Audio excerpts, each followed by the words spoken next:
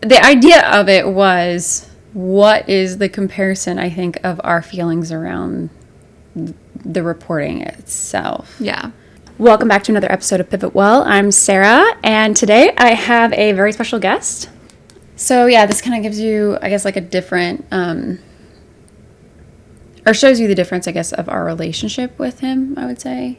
Yeah, it's like a very shallow dive into what could be a very deep dive into that, I think. It was a deep dive, actually. I would still call that a pretty shallow dive. It was a deep dive to start. The idea of it was, what is the comparison, I think, of our feelings around the reporting itself? Yeah. And so it was equally hard for me if I look at like parts work and I'm thinking of like, oh, little Sarah, who's obviously still very much there when she's having to report her dad. Mm-hmm. But then there was the older Sarah who felt, like I said, like I had to become my own parent. I actually did one time say to him, like, I have to protect me because you never did. Yeah. I'm sure he loved to hear that. But you're not wrong. Like, you're not wrong, obviously. And there it is. There's the me protecting him part coming out, which I still do. What does that do to you when you hear like the conflicting?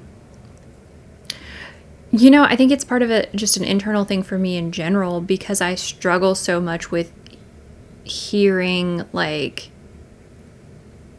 and it's all across the board, right? Like I don't like hearing you talk negatively about him, but I would say the same thing to him. Mm-hmm. And I have said the same thing to him whenever he has tried to, you know, push that button. What does he try to push?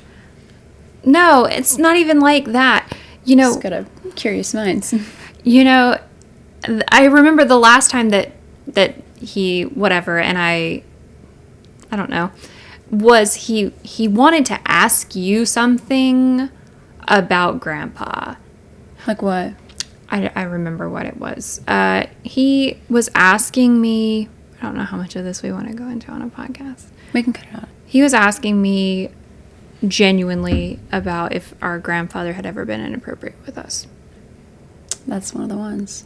And I told him no. And I told him, I said, you do not want to ask Sarah this question. The answer is the same, but you will not get it in the same tone or with the respect. Same. Right. If you ask her, the answer is the same. The answer is still no, but she will not handle it as objectively to answering your question as I did. So like I was saying about how Grandpa was my shine, like Northern Star or whatever, and how he believed me before anyone else did. I think one of the things I felt like our stepmom did was really try to isolate him specifically because he saw her. Yeah, and not just saw her. I think she saw him, clocked you. Meaning she knew like that would be your weakness. Like if she could separate you from him, that's the one. And I think along the same vein, she has done that to a certain extent with me and Daddy. You know, the separation there is kind of almost the same. It's harder, I think, for her to be successful because she can't come up with like she could always come up to him. She can't justify to him that. To him, she could justify separating you because of the allegations of the inappropriate whatever. You know, oh, we have to protect the kids. What is she going to say to him? You know what I mean? But she did try to push all the time, like Grandpa doing something, and I would get really mad because I feel like she would even set him up to look like things that were innocent. Yeah. Were not. And she did.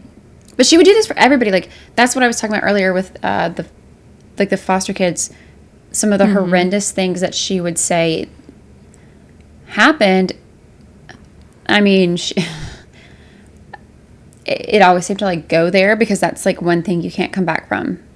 Yeah, like what kind of defense do you have against those kind of allegations? It's like being yeah, that's like weaponized, which I see that too. Grandpa took care of me by myself for years. Mm-hmm. Had there been something there, I mean, we would go everywhere together. Yeah. Well, and he, I don't know if it's going to make me sad or angry or both, or Good. It was easy to weaponize him the older he got because he had dementia and Alzheimer's and he couldn't defend himself. And he had an accident that messed. Yeah, he had a brain injury right after I was born. So, you know, even if he had said he didn't do something, she had kind of that crutch of... This is what everybody, she would put some kind of a label on so that if they tried to defend themselves. Yeah. Literally everyone, like you, me, she has, everyone I know had a label. Yeah, a nice little file folder you can tuck them into. So if there is any repercussions, she has a defense for that. Well, and she set it up a long time ago. He won't remember because he has dementia, but he did say this or do that. Mm-hmm. Yeah. That was like my biggest pet peeve. But yeah, I mean, so... a little sidetrack there, but I know I think it's important because that's what we've been dealing with, the battle between having had this dad who was a good dad and we never saw the shift of him. I don't want to say becoming a bad dad, losing control, like of being like his role as a father. I did. It wasn't enough for it to change your view of him. No, but I can tell you when it changed. What was your like moment of like, oh yeah? It's not even a moment of, oh, it's not like this one moment of clarity. It's that if you look back over the timeline, you know, and you just kind of zoom out and you look at everything objectively, it was when you got sick. Okay, no, I mean, in our minds, when did we lose seeing him as a good dad? And you may not have. Seeing him as a good dad, or when did I realize like he was more human than I had given him credit for? It was when he accused you of your own reality. Like you, and I wasn't there for the conversation, but I spoke to you almost immediately after. Like you were still very upset. For context, because they don't know that one, I was calling him out, one of my, typical fashions. You weren't even calling him out. It was the moment you guys were driving back. No, I was from on the dinner phone with him. No, you were driving back to Uncle Dan. You were staying at Uncle Danny's. You, my husband, and our dad and I had gone to dinner, and he was taking you home, taking you back to our uncle's house. And you decided... This has happened more than once, but yes. This particular time, you, for whatever reason, felt impressed upon you, and you laid all of your abuse out. Were you in the car then? No. Okay. But you told me that you just told him everything. You wanted to give him the facts. Yeah. And he said... Why I'm having issues with this, I've done this many times. I mean, I have, like, that's why I don't feel bad about finally reporting, because I have so many, I've tried every which way. I've thought, maybe if I say it this way, maybe if I say it that way. But yeah, the reason that particular time stood out to me so deeply is because when you said that to him, I said it back to him later about a different issue when I was confronting him about something. Yeah. And I took that line that he had said to you and I said it back to him. I told him that he had accused you of living in your own reality and maybe he should look around and see other people who are doing the same, referring to our stepmother. Because, so what I had said to him in the original point, because I remember specifically him saying this, I know the events around it, maybe not so much, but the particular, what happened, I laid it out. He was kind of like doing this denial thing. And I said, so do you just think that I'm crazy? Like, do you think that I've spent years in therapy and I blocked you off? I blocked like my family off. I risked everyone's relationship for no reason? Or is she abusive?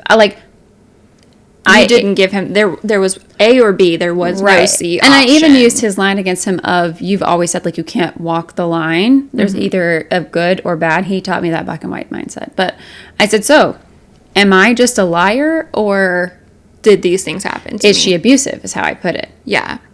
And he said, I believe she was abusive in your reality. Yeah. Which is a great way of saying, I don't believe you. You're crazy.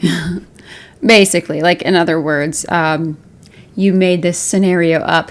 That's super like, what's the word? Delusional. I also hate that word's being like thrown around like crazy lately.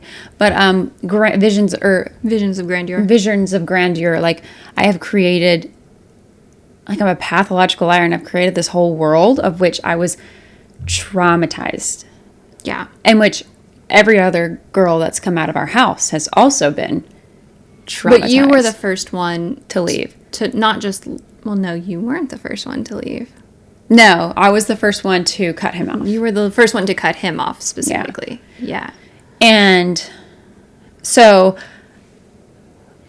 you were also the first one to do it in such a straightforward, factual, laying it out way.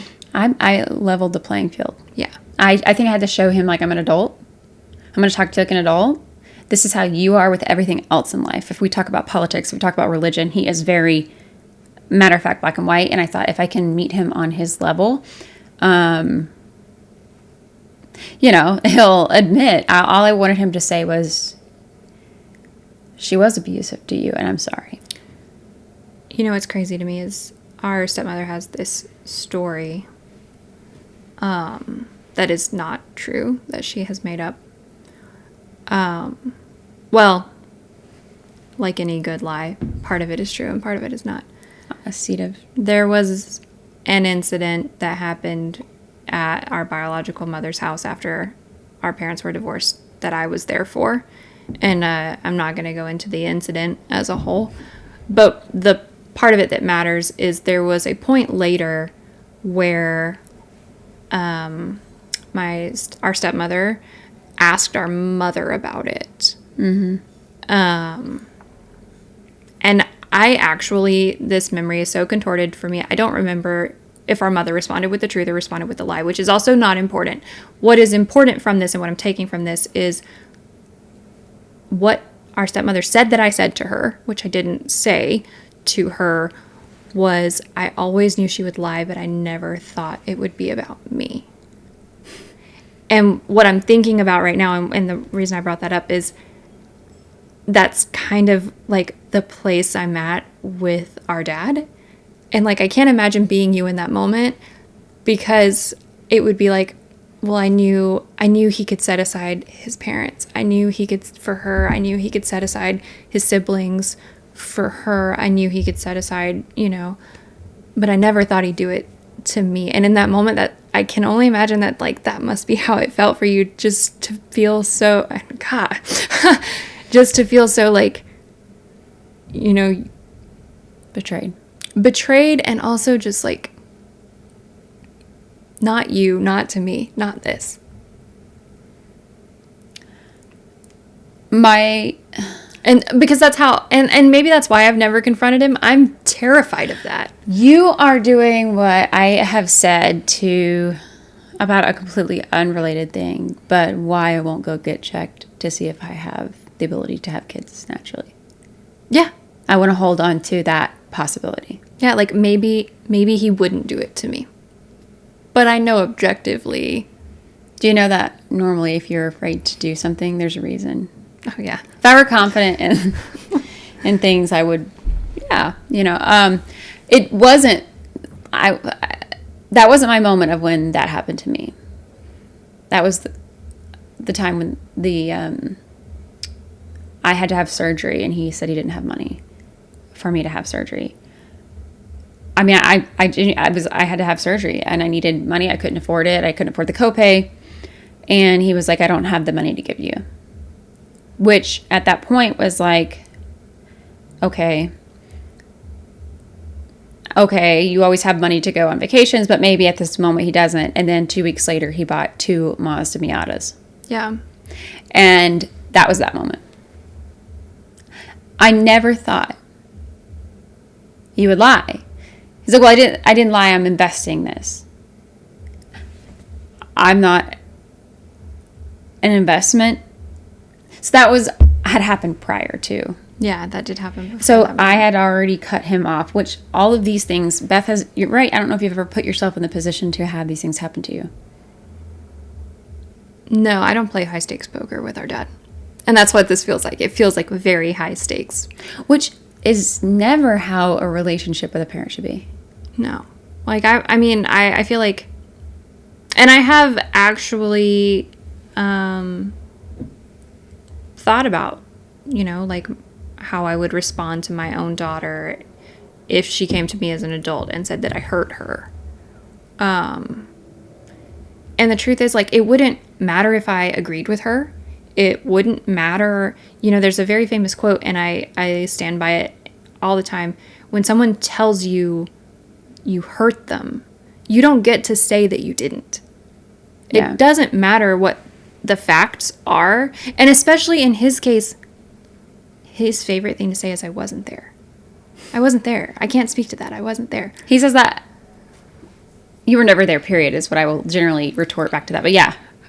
But then to just dismiss you, like, I don't know. I just think if my daughter said that to me, if my daughter said that I hurt her like that, I traumatized her. Or someone in your household did. She better hope. Like that's like so I'm married. If I have a child and they came to me and they said that my husband had abused them, why would your first thing be to not believe your child? I mean, I could say I want to look into this further. Mm-hmm. My child has PTSD, has years of therapy, has worked with a therapist who, for years, like, it would take a really good pathological liar to do the amount of work I've done on something that if it never happened. Mm-hmm. And then I didn't come right away to him about this. I had processed Yeah, a lot of it prior, and I was able to lay it out. So at that point, they came to me, they said, I haven't talked to you for a while. This is why. This is what I've processed. This is what I'm going through. And I wanted to tell you. My first reaction would genuinely be, what do you need from me in this moment? And I know that nothing I can do right now is ever going to make up for those years of bad things you went through, but how can I fix it now? And I know because you and I have talked about, like, what you need from him, which is simply an acknowledgement. I have said, I want you to say that I'm not crazy. I want you to tell me I'm not crazy. You believe me. And I was abused. I'm not even saying that.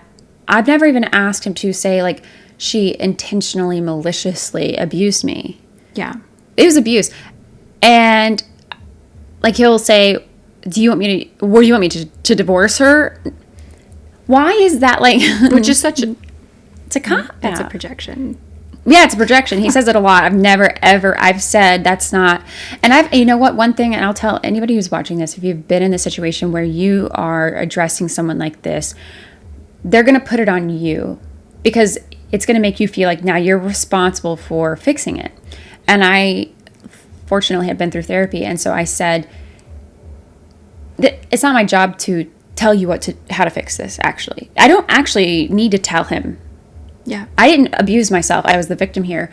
I don't tell him how to fix it. I didn't make the mess. And if the mess is you have to divorce someone and you have to do all these things, it's not on me I'm not asking you to divorce them.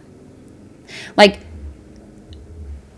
objectively, I would divorce my husband if he had abused my child that long. Objectively, the Dixie Chicks song Goodbye Earl Goodbye, would Earl. be on repeat. But, right. Allegedly.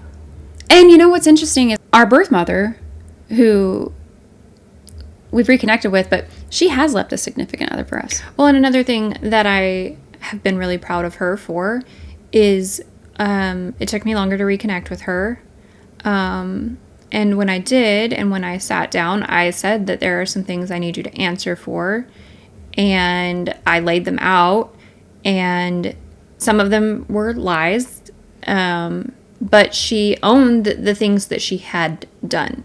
She didn't make excuses. She didn't try to say, you know, oh, well, and she could have lied. Yeah. For some of the things she could have lied, and I never would have known. Because we were dealing with lies all around. Right. And there were some of the things like that I had been told or had heard through the grapevine. She could have lied and said, nope, that never happened. I never did that. And I would have never known the difference. But she did. She did own it, and she apologized, and she took accountability for it. She not only owned it and apologized and took accountability, she did years of therapy. She got her she is bipolar. She will acknowledge that. She's a big advocate for it because she knows life before and after a good psychiatrist. She found the right help, and then she came to us. And, you know, one thing that I get really frustrated with our dad about is he does like to bring up the fact that we have given her grace. And he wants to know why we can give her grace, but not our stepmother grace. Yes. And I actually have told him, I was like, I would give our stepmother the same grace if she did the same thing. Well, no. I would give our stepmother the same grace. Oh, I see what you're saying. If she did the same thing. The same work. If she went through the work. If she acknowledged she had a problem to herself and to others. If she went to therapy. And then if she could approach me with my thing, with my same, not the exact same list of questions, but with my, you need to answer for these things. Yeah. And then could say, yes, I did that, or no, I didn't. Because there might be some things that, you know, have been twisted. But this is how bad it is with her. I wouldn't trust her even if she did it all. She could go to years of therapy at this point, and I wouldn't believe it. And the manipulation there, I think, has created a pretty permanent divide. But the thing is, and even our father has said to us, she wouldn't go. Yeah, no. She will send everyone to inpatient treatments and, therapists who will slap labels on us. And she will give us massive amounts of medication. And there's only one person in that house who hasn't actually done therapy. Well, if you know. Extensive therapy. Do you know how long it takes for somebody with a personality disorder? I won't label which one I personally believe she has. But it could be allegedly sociopath or BPD. But my unprofessional opinion is it's BPD. But Allegedly. You know, I said it's my unprofessional opinion. You did. If I just know enough about that disorder too to know that it wouldn't even matter if she could, like. Yeah, I think at the end of the day, what he needs to realize is he can take accountability for enabling her without her ever having to do anything. Like, he is so entwined in it, he doesn't realize that there's two separate pieces here. There's what she did, and there's been his reaction to it as adults. Yeah, so that's the thing. I don't need anything from her at this point. I don't want anything from her. I genuinely got to the place I don't need it. Like, I used to feel like I would need her to come back and say, I did all these things and I'm sorry. I have told him, like, I don't need you to tell me what was done to me. I'm not, that's not the reason for this conversation. I know what was done to me. Which, by the way, if you are facing someone like this, they're going to try to tell you that you're wrong. I don't need you to tell me if I'm wrong or right. I didn't go to 9 years of therapy for you to tell me if I'm wrong or right. Well, it's not even that he tries to tell you that you're wrong. No, he does. Right. He does. He tries to tell you he wasn't there. No. He tries to tell me I'm wrong. Oh, okay. I know, because the hospital situation, I know she was there for you, and she sat by your bed, and blah, blah, blah. You weren't there when she was there. You weren't there when she was there. Or wasn't there. But you were there when she was blasting it all over Facebook, and you were there when I came back and I was just supposed to just pretend like I wasn't just traumatized. So he will say I'm wrong, and that's we have a very different relationship. He's a lot softer with Beth because Beth is a lot softer with him. That's just the difference. So all of this, circling back to it, it was really hard for me to even do that. I don't know if you would be able to at this point where you are with him, and that's not a problem. That's okay. We were all victims in this situation. We were all victims. We are still victims. We are still the children in this scenario.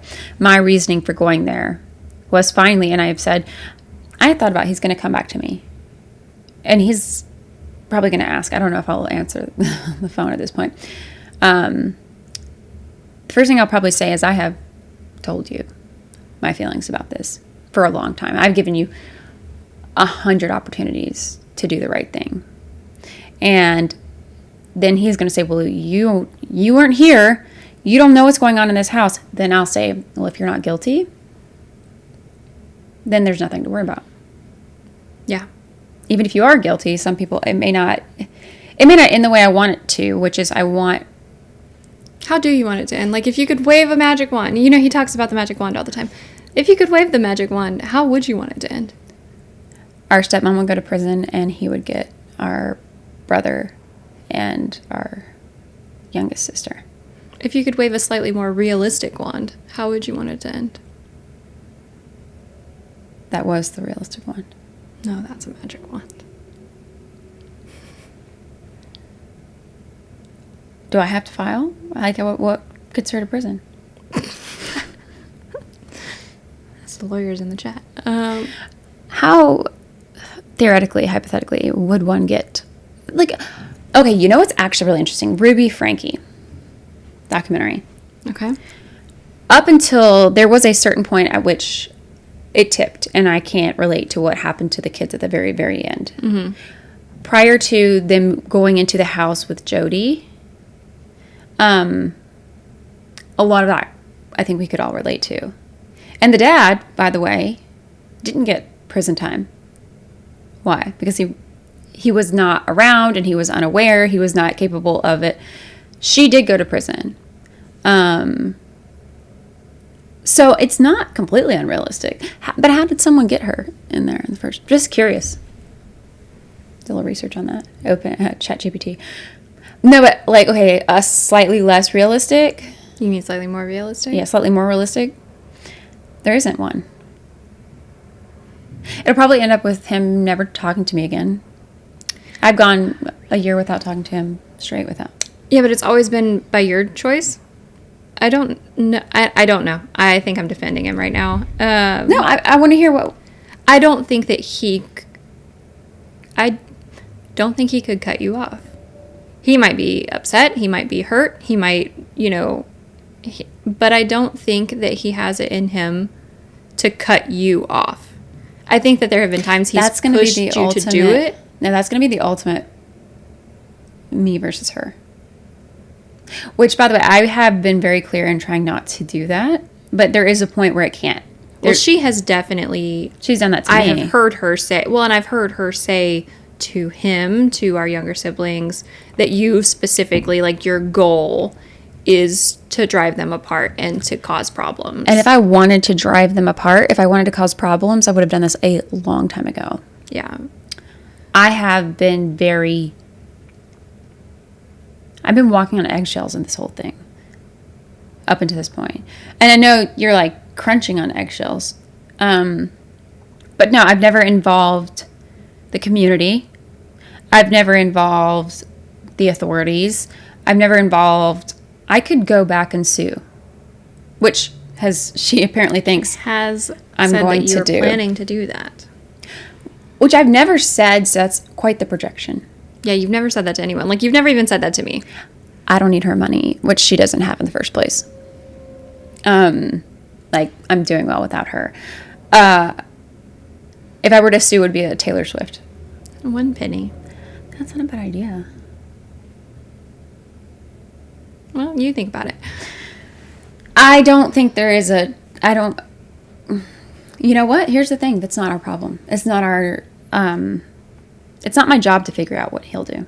Yeah. Because it was not my job to fix this. No, we're tapping into my issues right now because I will sit here and think about. No, but I'm going to tell you it's not my job to fix his mess. No, it's not your job to fix his mess. Which I have said to him many times. Yeah, I agree with you 100%. It's not my job to fix her mess. It is my job as a human, as a decent human being. I am a guardian ad litem. I volunteer advocating for kids. What I did has so much less to do about them and more to do about, in my opinion, the safety of those who are unable to advocate for themselves.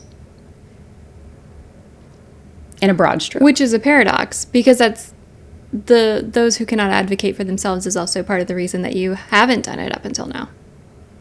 Yeah. There is a tipping point of which, so you know the system is not great. I'm trying to be careful because I don't want to like give others, but like we grew up with foster siblings and there are still connections that my dad has the ability to help some kids. I think if without the toxicity of his wife, he could do some good with a lot of therapy. What are your thoughts on that? No, I agree. I think this system is flawed, and part of the reason that you didn't say anything before now is Yeah, how do we word it? It's the monster you know versus the monster you don't. And there are people whose lives are affected, but could be, and it genuinely is the monster you know versus the monster you don't know. And I think for you, that was a battle for you for a long time. You know what one monster is for them. You don't know what the other monster is. And like you said, there's a tipping point. There is a point where the monster you know is now worse than the monster you don't know. And it's a hard place to come to.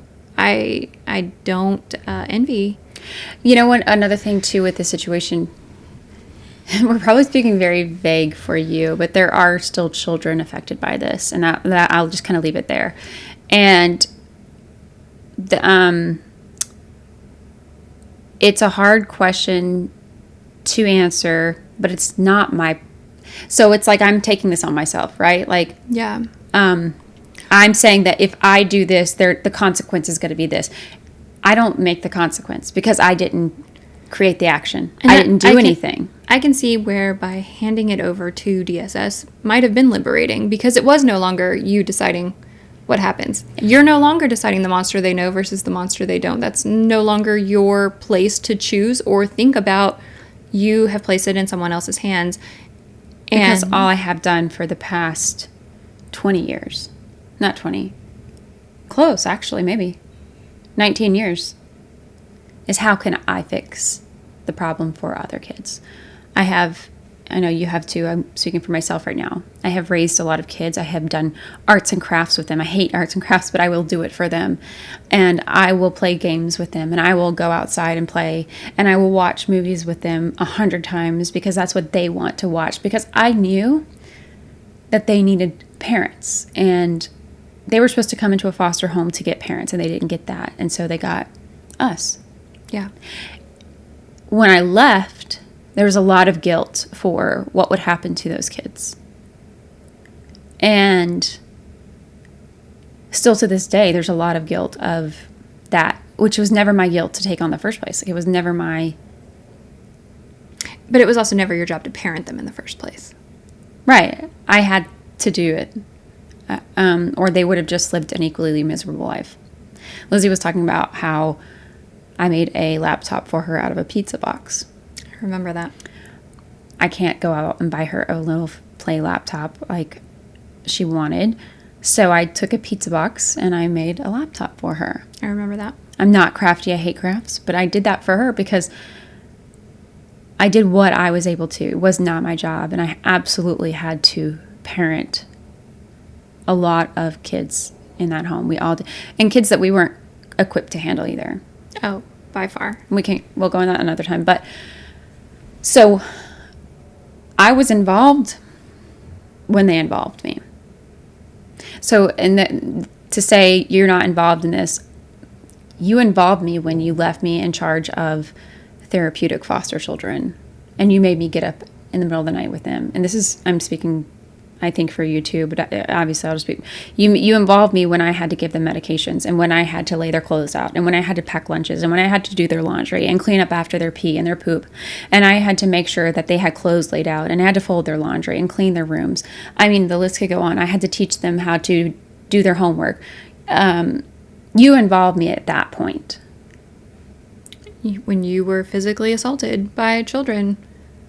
Yeah, I was a child physically assaulted by, we were talking about that very casually, nonchalantly, being bitten, hit, stabbed by these kids. At no fault to the children. We were all kids. We were all children. With no adult. It's like Lord of the Flies. Such a good book. That's how I felt. So, all that to be said, that's when I was involved. You know, you have said something several times, and I don't remember if you said it on the podcast, but you've said it several times over the last few days, and it's if everyone is innocent, if our dad and our stepmom are innocent, then nothing should happen in an investigation. If something is found in an investigation, you can make a report all day. Nothing's going to happen from a report other than an investigation. If something happens from an investigation from a third party that's executed well and objectively, justice should happen. Then you're not innocent. Yeah. If not, if you are innocent. And here's what I've also said to myself. They could still be guilty and something might not happen, but it is, like you said, it is no longer. But if they are innocent, yeah, nothing bad will happen. No, because it takes a lot to get DSS escalated. Oh, yeah. And especially now with the funding, lack of funding and things like that. So if something happens, that's not on me. And I told them I don't want to follow up unless they have more questions, because I don't want to know what the result is. I'm sure I'll find out, but I don't want to know if nothing happens, because I know my truth. And I don't need somebody to justify that for me. It's not just your truth. It's the truth. You know? Some things are a matter of opinion. Those things are always up for, but there are things that are objective things that happened to you, to me, to our other adopted siblings, and to some of the foster siblings. Most of the foster siblings. If all of the foster siblings. That are objective, unarguable facts. So no, it's not your truth, it is the truth. I get annoyed sometimes when people say my truth, because my truth is an opinion. The truth is black and white. Yeah, I could list it all out. Here's the thing. If they come back to me and they want to sue or something like that, right? Make my day. Make it. I have a list of things. They won't. She won't. Because they know. There's a list of things that I could give you right now, listening to this. Bullet points. You can go look at my TikTok, actually. I talk about a lot of this stuff there. But that's why I did it. And I have no regrets. I have apprehensions. I have anxiety. And the little girl inside of me is sad that things have got to this point and doesn't maybe understand. But the adult you had to take over and protect her when the adults in this situation that were there didn't, the adult Sarah would do it again. And I think And even though it's not something I could do myself, I'm proud of you. And I think you did the right thing. Appreciate it. This is where if I was touchy-feely, we would hug. Do you want to hug? We'll just do that. So thanks for joining our episode about the big nuke I dropped on reality. Yeah. My reality. Good times. Yeah. Good Stay for- tuned for Follow-ups. follow-ups. I'm sure. And I'm going to be starting a series with my sister. I think this is really natural and flows. I like it. I like having someone here to talk with. It helps. Maybe a part of me also feels validated and everything. Yeah, so anyway, thanks for watching. Don't forget to like, subscribe for more, and follow, and hit the notification bell, because I'm still working out when I will post. But we are going to, maybe now with my sister helping me, she's more organized than I am, we will get into a flow of this, and you can come to expect that.